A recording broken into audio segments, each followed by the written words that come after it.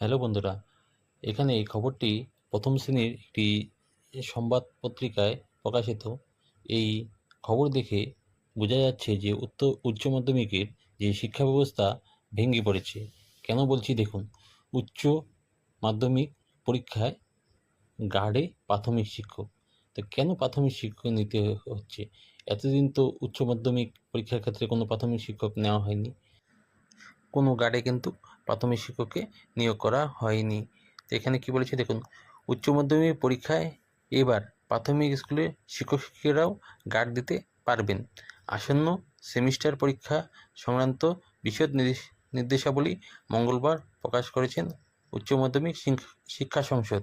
সেই বিজ্ঞপ্তিতে সংসদ সভাপতি চিরঞ্জীব ভট্টাচার্য লিখেছেন, পরীক্ষা হলে সাধারণত সেই স্কুলে স্থায়ী শিক্ষক অথবা যে সব স্কুলে পরীক্ষা হচ্ছে না সেখানকার স্থায়ী শিক্ষক শিক্ষিকারাই ইনভিজিলেটরের দায়িত্ব পালন করবেন। তবে কোনো স্কুলে শিক্ষক কম থাকলে উচ্চ প্রাথমিক শিক্ষকরা গার্ড দেবেন।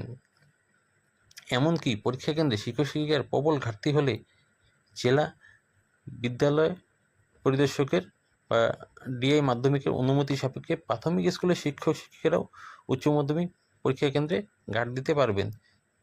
তাহলে এখানে কি বলছে যে যদি কোনো স্কুলে শিক্ষক শিক্ষিকা ঘাটতি দেখা দেয় বা প্রবল ঘাটতি দেখা দেয়, সেই ক্ষেত্রে কিন্তু তারা চাইলে প্রাইমারি স্কুলে শিক্ষক শিক্ষিকাদের এই উচ্চ মাধ্যমিক পরীক্ষার গার্ডে নিযুক্ত করতে পারবেন।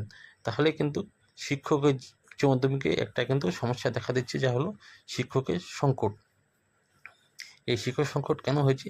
2016 সালের যে প্যানেল সেটা পুরো বাতিল হয়ে যাওয়াতে আর দীর্ঘদিন ধরে নিয়োগ না থাকাতেই কিন্তু এই সমস্যা দেখা দিয়েছে। তাহলে ট্রেনিং ছাড়া প্রাথমিক শিক্ষকরা কি এই গার্ডে নিযুক্ত হতে পারবেন? তার জন্য তো একটা ট্রেনিংয়েরও প্রয়োজন পড়বে।